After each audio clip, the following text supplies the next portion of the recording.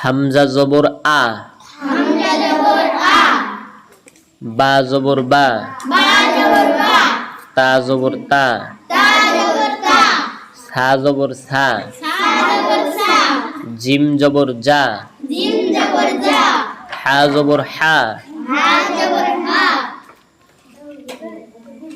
তাহলে আমরা জানি আলিফের উপরে যদি জবর, জের, পেশ এগুলো যদি থাকে তাহলে ওই আলিফকে হামজা বলে। কি বলে?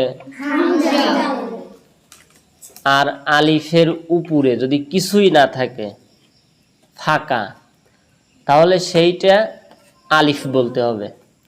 আর যদি জবর, জের, পেশ এগুলো থাকে তাহলে হামজা, অথবা সাকিন থাকলেও হামজা বলতে হবে। আর এগুলোতে কোনো টান নাই, এক আলিফ, তিন আলিফ অথবা চার আলিফ, কোনো টান নাই, তাড়াতাড়ি পড়তে হবে। আমার সাথে পড়ো। এক জবর এক জের এক পেশকে হরকত বলে,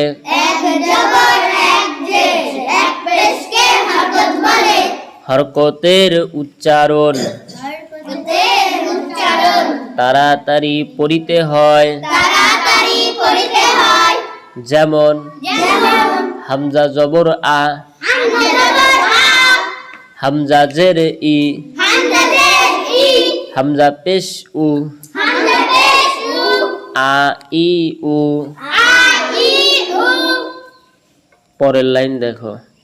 খ জবর খ, দাল জবর দা, জাল জবর জা, র জবর র,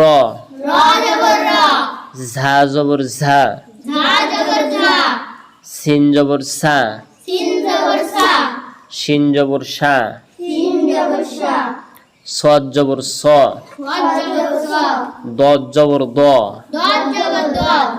ত জবর ত, জ জবর জ, আইন জবর আ।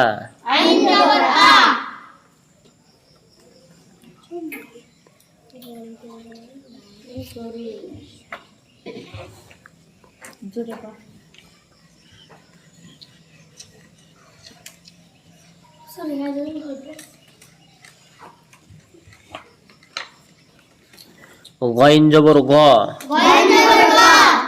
ফা জবর ফা, কব জবর ক, কাব জবর কা, লাম জবর লা, মিম জবর মা।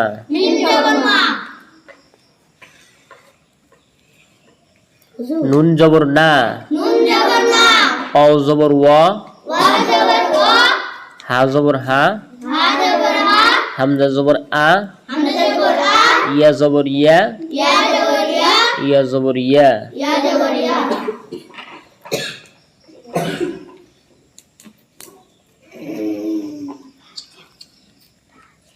হামজা জের ই, বা জের বি, তা জের তি, সা জের সি, জিম জের জি, হা জের হি, খ জের খি, দাল জের দি, জাল জের জি, র জের রি, ঝা জের ঝি, সিন জের সি।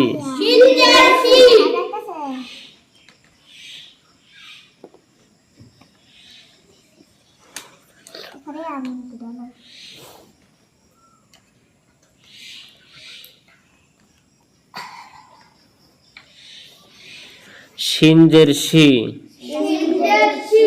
সদ জের সি, দদ জের দি, ত জের তি, জ জের জি, আইন জের ই।